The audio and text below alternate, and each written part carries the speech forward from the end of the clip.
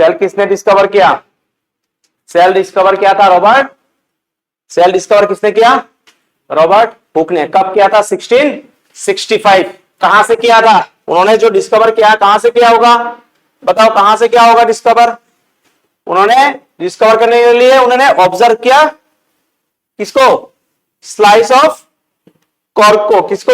किसको देखा था उन्होंने? किसको लिया था प्रूफ के लिए? Slice of cork. यानी उन्होंने सेल को डिस्कवर किया था कहां से? कॉर्क से। और कॉर्क कहां होता है? कॉर्क कहां होता है? बार्क ऑफ ट्रीज में। कहां होता है? बार्क ऑफ ट्री में होता है, याद रखना। और उन्होंने इस कॉर्क को कैसे देखा था? डिस्कवर करने के लिए कौन सा माइक्रोस्कोप यूज किया था? उसका खुद का माइक्रोस्कोप। बात समझ आया? उन्होंने सेल्फ डिजाइन किया था माइक्रोस्कोप। बात समझ आया कि नहीं? उसी माइक्रोस्कोप से। तब ये अभी जो एडवांस जो माइक्रोस्कोप है वो नहीं था उस टाइम में, मतलब उन्होंने सेल्फ डिजाइन किया माइक्रोस्कोप और उसी माइक्रोस्कोप से उन्होंने सेल को डिस्कवर किया। और उन्होंने किस चीज को स्टार्टिंग में लिया था सेल को डिस्कवर करने के लिए? कॉर्क को लिया था, कॉर्क का एक स्लाइस लिया था, ठीक है। और उन्होंने उसको कंपेयर किसके साथ किया?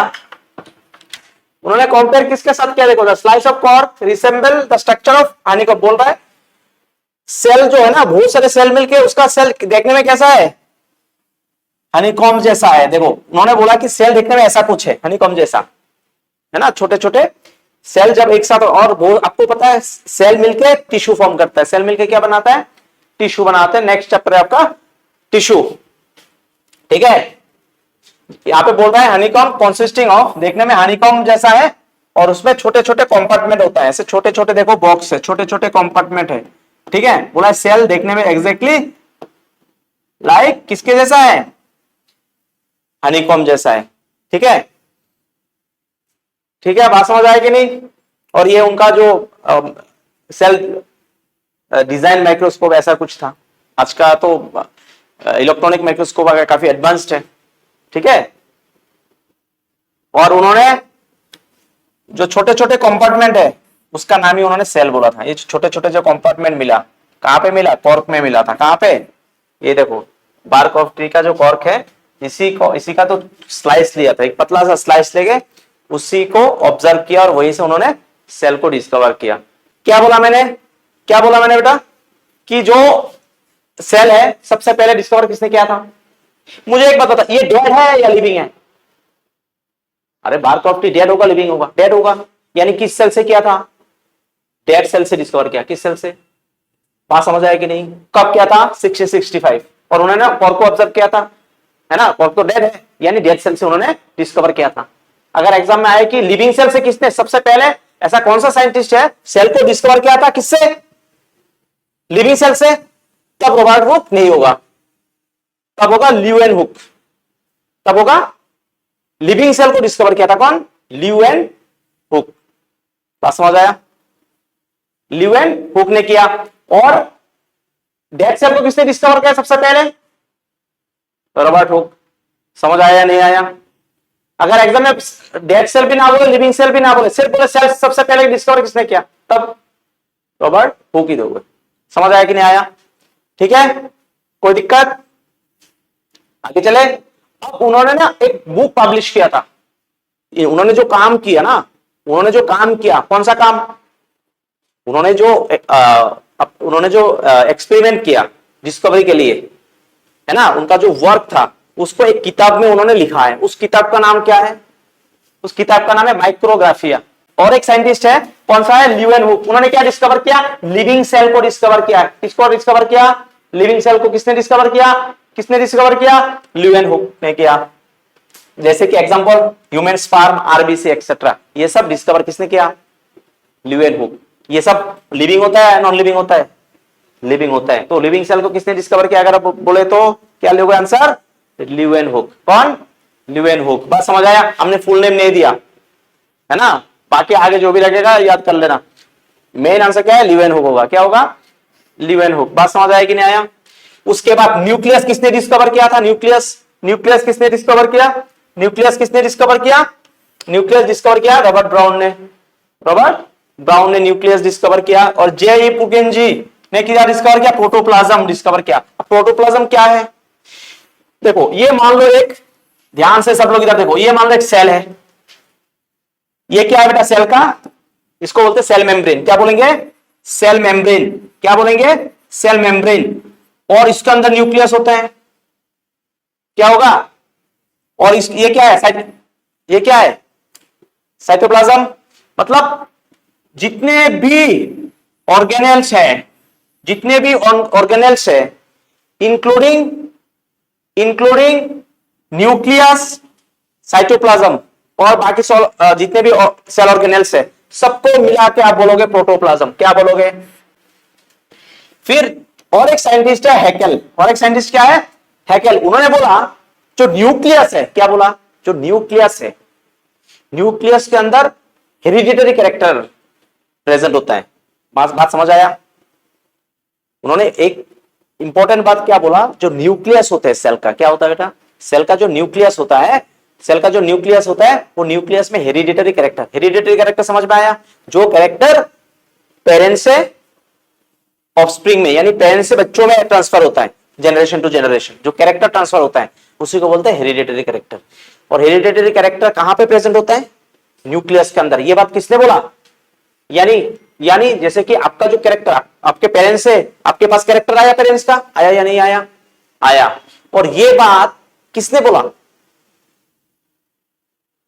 है ना। तो उसको एक्सपेरिमेंटली किसने दिखाया, मेंडल्स ने। आगे पढ़ोगे 10 में। लेकिन क्वेश्चन ये है, सबसे पहले ऐसा कौन सा साइंटिस्ट था, सबसे पहले ऐसा कौन सा साइंटिस्ट आया जिन्होंने बताया कि जो न्यूक्लियस है, न्यूक्लियस के अंदर हेरिडिटरी कैरेक्टर प्रेजेंट होता है। नाम है हैकेल। नाम क्या है, हैकेल। बात क्लियर हुआ है, नहीं हुआ। तो आगे देखो,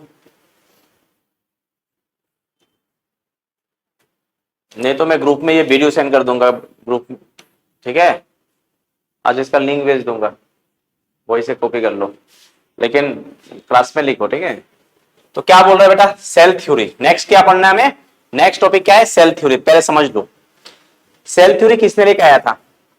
सेल थ्योरी किसने, दो साइंटिस्ट ने लेके आया था, एक है स्वान, दूसरा है स्लेडन। एक है स्वान, दूसरा है सेल थ्योरी। सबसे पहले किसने दिया, स्लेडन, और दूसरा स्वान। उसके बाद में इसको एक्सप्लेन किया किसने, विश्व में, है ना, विश्व ने उसको फर्दर आगे जाके एक्सप्लेन किया। लेकिन सबसे पहले किसने किया था, स्लेडन, एंड दूसरा क्या है, स्वान। किसने किया, स्लेडन एंड स्वान ने डिस्कवर किया था। अगर एग्जाम में पूछे कि सेल थ्योरी किसने डिस्कवर किया, आप बोलोगे किसने दिया था सेल थ्योरी, किसने सबसे पहले प्रोपोज किसने किया, सेल। ऐसा मत बोलना कि सेल थ्योरी डिस्कवर नहीं किया, सेल थ्योरी दिया है, प्रोपोज किया। सबसे पहले ध्यान से सुन लो, सबसे पहले सेल थ्योरी किसने प्रोपोज किया, स्लेडन एंड स्वान ने। बाद में इसको एक्सप्लेन किसने किया, रुडॉल्फ वार्शो ने। बस समझ आया। सबसे पहले अगर बोले कि प्रोपोज किसने किया, आंसर क्या होना चाहिए, प्रोपोज किसने किया, स्लेडन एंड स्वान। किसने, स्लेडन एंड स्वान। याद कर लो, एमसीक्यू में आएगा। क्लियर हुआ कि नहीं हुआ। और उसको एक्सप्लेन किसने किया, वार्शो ने किया, ठीक है। उसके बाद क्या बोला है, ऑल लिविंग ऑर्गेनिजम्स। ये अलग अलग क्या है, ये सब क्या है बेटा, सेल थ्योरी है। क्या है, सेल थ्योरी। पहला उनका जो पोस्टुलेट्स है, ये सेल थ्योरी का क्या है, पोस्टुलेट्स। क्या है ये, पोस्टुलेट्स। पोस्टुलेट्स मतलब एजम्पशन, पोस्टुलेट्स मतलब एजम्पशन। तो सबसे पहले उन्होंने क्या बोला, उन्होंने बोला all living organisms are composed of cell. यानी जितने भी ऑर्गेनिजम्स है, सब ऑर्गेनिजम्स किससे बना है, सेल से बना है। हमारा बॉडी किससे बना हुआ है, सेल से बना। ये बात बोला, ठीक है। सबसे पहले उन्होंने क्या बोला, इसका मतलब ये ऑर्गेनिजम्स जो है ना, जो बैक्टीरियम और complex multicellular organisms like human cells and basic building block of life बोल रहा है। यानी आपको इतना याद रखना है कि जो all living organisms are composed of cell, cell theory का पहला पोस्टुलेट। सेकंड पोस्टुलेट क्या हुआ है ना, cell is the basic unit of life. All cell rises from a pre existing cell. यानी जितने भी सेल है वो कहां से आया, प्री एग्जिस्टिंग सेल से। यानी हमारा जो सेल है वो प्री एग्जिस्ट था। कहां से आया, हम लोगों का सेल कहां से आया बेटा, पेरेंट्स का जो स्पर्म है और स्पर्म और एग जब फ्यूज हुआ, स्पर्म और एग जब फ्यूज हुआ तब जाके एक सेल प्रोड्यूस हुआ। तो एक बात बताओ, जो सेल इनिशियली बना, तो पहले से सेल, पेरेंट्स का सेल क्या हुआ बेटा, फ्यूज होके फिर न्यू सेल बना, तो हम उसके बाद हमारा बॉडी डेवलप हुआ। तो मुझे एक बात बताओ, क्या सेल प्री एग्जिस्ट था? प्री एग्जिस्ट था ना, उससे पहले भी ऐसा ही होता होगा जनरेशन टू जनरेशन। तो क्या है बोल रहा है, all cells are pre existing cells, ठीक है। उसके बाद क्या बोल रहा है, every organism starts its life from a single cell, बोल रहा है हर एक, क्योंकि हमारा जो लाइफ होता है वो सिंगल सेल से शुरू होता है, एक सेल से शुरू होता है, फिर धीरे धीरे मल्टी सेलुलर होके फिर धीरे धीरे ग्रो करते हैं। बस समझ आया, अलग अलग बॉडी का पार्ट्स भी। तो इनिशियली एक सेल ही होता है, सिंगल सेल से शुरू होता है। लेकिन except virus, virus single cell से शुरू नहीं होता, ऐसे बहुत सारे वायरस होते हैं वो मल्टीपल सेल से शुरू होते हैं। याद रखना, वायरस एक्सेप्शनल केस में होगा, वायरस एक्सेप्शनल, बाकी जितने भी बैक्टीरिया होंगे, ऑर्गेनिजम्स होंगे, सब सिंगल सेल से शुरू होता है एक्सेप्ट वायरस। बात समझ आया।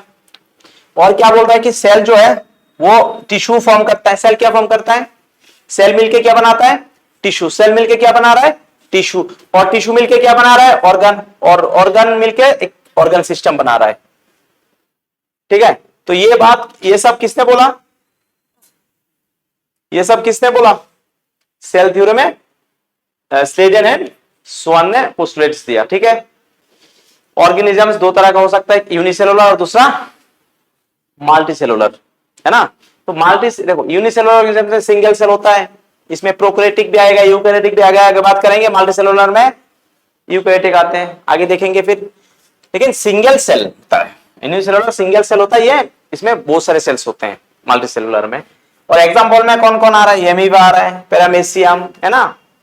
और यहाँ पे ह्यूमन, एलिफेंट्स, ये जो एनिमल्स आएगा, तो ये सब में आ जाएगा कौन, मल्टीसेलुलर ऑर्गेनिजम्स में। बात समझ आ रहा है कि नहीं आ रहा है? इसको हम समझेंगे कैसे, डिफरेंस देख लेंगे इसका, है ना, बहुत ज्यादा एग्जाम में आ सकता है। देखो यूनिसेलुलर में कौन कौन आ रहा है, यूनिसेलुलर में कौन आ रहा है, देखो देखने में कैसा है ना, एल्ग्लिना ऐसा है, एमीबा, पैरामेसियम कुछ ऐसा है, ये सब क्या है, यूनिसेलुलर ऑर्गेनिजम्स। क्या ये, यूनिसेलुलर ऑर्गेनिजम्स, ठीक है। मल्टीसेलुलर ऑर्गेनिजम्स में कौन कौन आ रहा है, देखो एनिमल्स, प्लांट्स, जो फंगस होते हैं वो, और जो एल्गिस होते हैं, एल्गिस का जो स्पीसीज होते हैं, वो सब किस में आ जाएगा, मल्टीसेलुलर ऑर्गेनिजम्स में। और जितने भी एनिमल्स आएगा वो किस में आएगा, मल्टीसेलुलर ऑर्गेनिजम्स में। ह्यूमन किस में आएगा, मल्टीसेलुलर ऑर्गेनिजम्स में। बात समझ आ रहा है कि नहीं आ रहा है? ठीक है। अब देखो यूनिसेलुलर ऑर्गेनिजम्स और मल्टीसेलुलर ऑर्गेनिजम्स में, देखो यूनिसेलुलर ऑर्गेनिजम्स और मल्टीसेलुलर ऑर्गेनिजम्स में डिफरेंस देख लो। क्या है, unicellular organisms and multicellular organisms में डिफरेंस देख लो।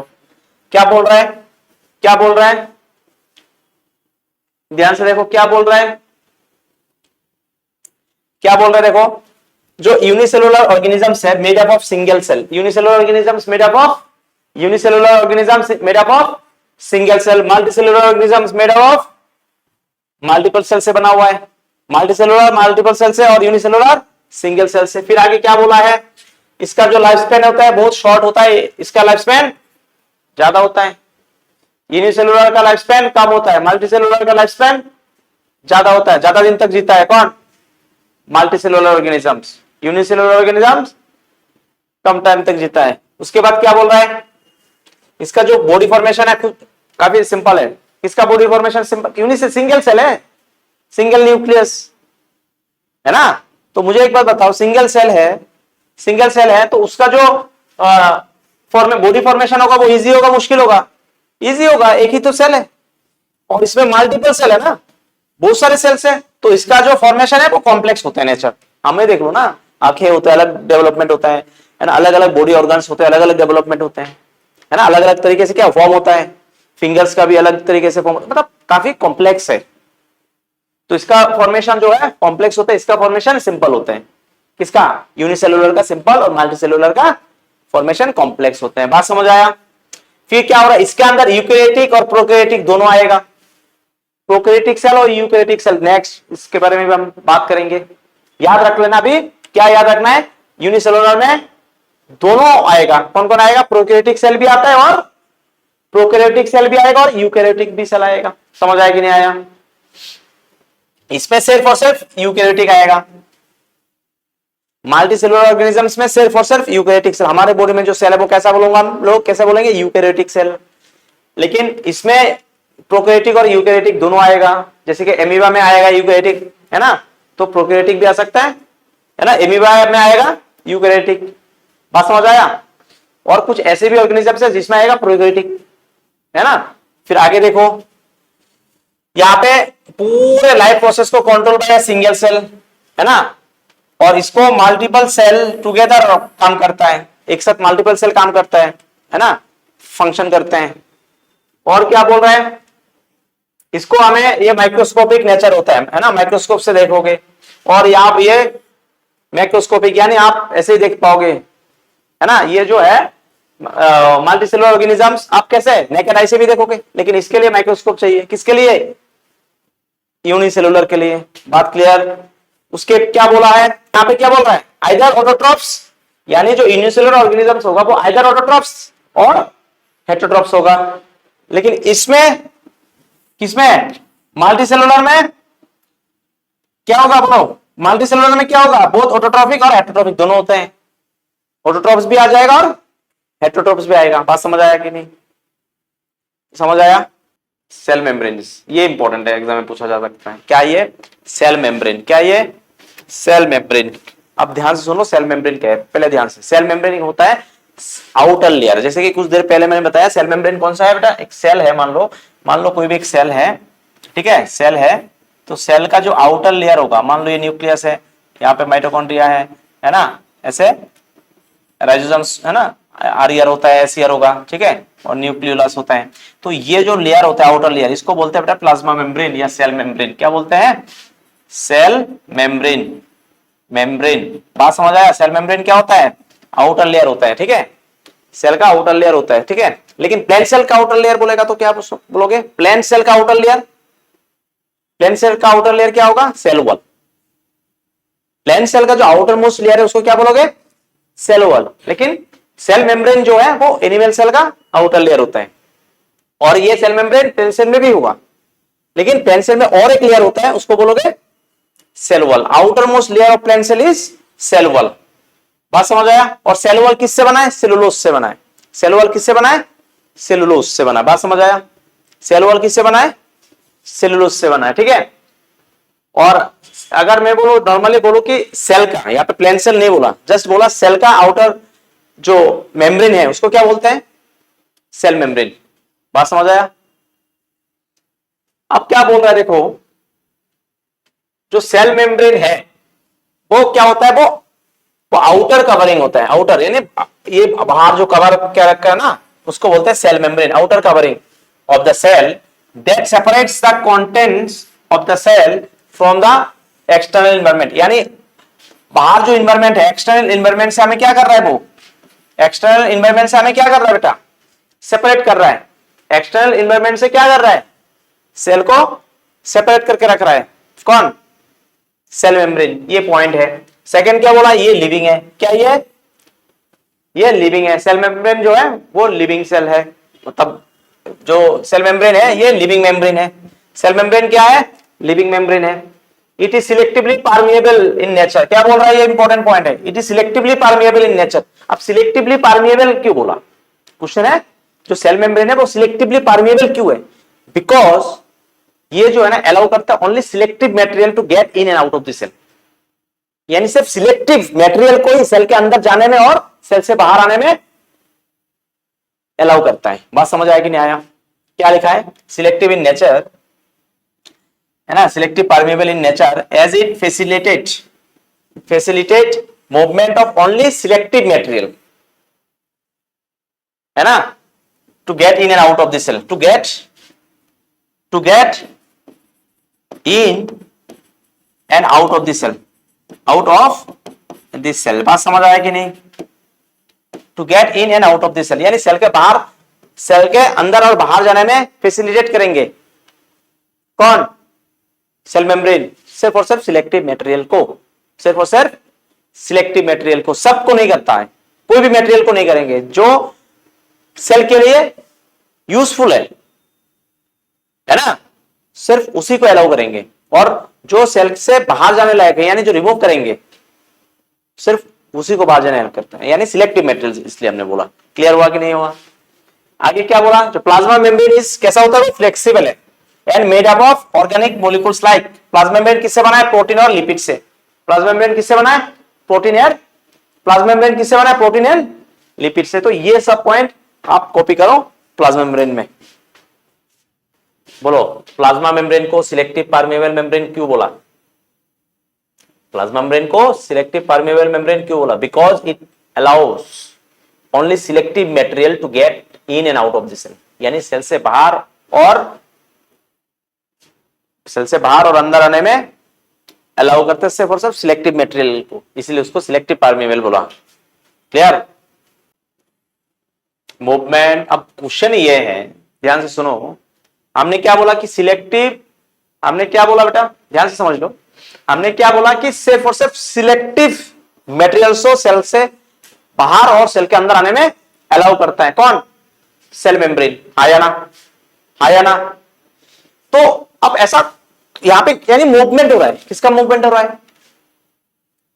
लिक्विड का भी मूवमेंट हो सकता है और सॉलिड का भी मूवमेंट हो सकता है। बात समझ आ रहा है कि नहीं? फूड्स का मूवमेंट हो सकता है और यानी गैस का भी मूवमेंट होता है। और अब बोलो कि सॉलिड का मतलब क्या है? लिक्विड्स यानी ग्लूकोज के फॉर्म में सेल के अंदर एंटर करेंगे। अगर सेल को डेवलप करने के लिए क्या चाहिए होगा? न्यूट्रिएंट चाहिए होगा ना। अब क्वेश्चन ये है, देखो मूवमेंट जो होता है ना, दो तरह से हो सकता है ना, यानी जो भी मटेरियल्स सेल के अंदर या सेल से बाहर आ रहा है, तो मूवमेंट जो हो रहा है वो दो तरह का हो सकता है। एक होता है गैसियस एक्सचेंज और लिक्विड एक्सचेंज। सेल के अंदर गैसियस एक्सचेंज होता है और लिक्विड एक्सचेंज होता है। जब गैसियस एक्सचेंज होता है, गैस एक्सचेंज होता है यानी सेल से बाहर जाता है गैस और फिर सेल के अंदर आता है, और उसी को बोलता है डिफ्यूजन प्रोसेस। किस प्रोसेस से होता है वो? डिफ्यूजन प्रोसेस से जो गैस एक्सचेंज होता है सेल के अंदर और सेल से बाहर जाता है, उसी को बोलते हैं डिफ्यूजन प्रोसेस से होता है वो। और लिक्विड जो एक्सचेंज होता है उसको बोलते हैं ऑस्मोसिस। बात समझ आ रहा है? अब आगे देखो कि डिफ्यूजन होता क्या है। डिफ्यूजन होता है the exchange of gases from higher concentration to the lower concentration। क्या लिखा है देखो, gases exchange takes place from the region of higher concentration to the region of lower concentration। यार हायर concentration से लोअर concentration में जो gas का exchange होता है, गैस जो फ्लो करते हैं, उसी को बोलते हैं डिफ्यूजन। बात समझ आया? और diffusion it requires a semi permeable membrane. Semi permeable membrane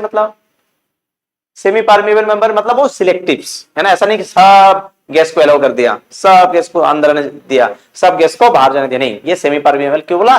क्योंकि सिर्फ और सिर्फ सिलेक्टिव गैस को, सेल क्या है, सेल के अंदर क्या आएगा? ऑक्सीजन गैस आएगा, बाहर कौन जाएगा? Carbon dioxide. आया ना, जो हम रिलीज करते हैं। समझ आया कि नहीं आया? समझ आया? तो और ऑस्मोसिस मतलब क्या है? उसमें लिक्विड का एक्सचेंज होता है। किसका? लिक्विड का एक्सचेंज होता है। देखो क्या, the movement of water from region of higher water concentration through the semi permeable membrane to the region of low water concentration, यानी वाटर का कॉन्सेंट्रेशन ज्यादा से कम वाटर कॉन्सेंट्रेशन में वाटर फ्लो करेंगे, उसी प्रोसेस को बोलते हैं ऑस्मोसिस। यानी higher concentration to lower concentration. किसका कॉन्सेंट्रेशन? वाटर, तो वाटर कॉन्सेंट्रेशन। बात समझ आया कि नहीं आया? और it does not require semi permeable membrane. इसके लिए क्या नहीं चाहिए? सेमी परमेबल मेम्ब्रेन नहीं चाहिए, है ना, क्योंकि लिक्विड आएगा तो अलाउ करेंगे, लिक्विड आने से अलाउ करेंगे। ठीक है? अब देखो गैसेस कैसे एक्सचेंज हो रहा है, यानी यहां पे मान लो गैस कॉन्सेंट्रेशन कम है, तो हायर कॉन्सेंट्रेशन से गैस लोअर कॉन्सेंट्रेशन की तरफ गया। अब वाटर मॉलिक्यूल्स देखो यहाँ पे, है ना, इसमें देखो क्या बोल रहा है, यहां पे देखो सेमी परमेबल मेम्ब्रेन है ये। बात समझ आ रहा है? तो क्या बोल रहा है इसमें कि higher region of water concentration, water ज्यादा इस तरफ है तो यहां से इस तरफ आ रहा है, लेकिन यहाँ पे क्या है? शुगर मॉलिक्यूल से, मान लो यहाँ पे क्या है? शुगर मॉलिक्यूल से। समझ आ रहा है कि नहीं आ रहा है ना? तो क्या समझ में आ रहा है कि यानी यहां पे आपका क्या है? वाटर ज्यादा है तो वाटर इस तरफ मूव कर रहा है ना, यानी एक्सचेंज हो रहा है। यहां पे देखो, फिर यहां से क्या जाएगा? वाटर इस तरफ आएगा। क्यों वाटर इस तरफ क्यों आ रहा है? क्योंकि यहां पे वाटर कॉन्सेंट्रेशन ज्यादा है। वाटर कॉन्सेंट्रेशन ज्यादा कॉन्सेंट्रेशन से किस तरफ आएगा? लोअर कॉन्सेंट्रेशन की तरफ। बात समझ आया कि नहीं आया? तो ये होता है दो different movement of liquids and gases in cell. Gases का एक्सचेंज को बोलते हैं डिफ्यूजन प्रोसेस। गैसेस एक्सचेंज कैसे होता है? By the process of diffusion. और लिक्विड एक्सचेंज कैसे होता है? By the process of osmosis, copy करो, कॉपी करो।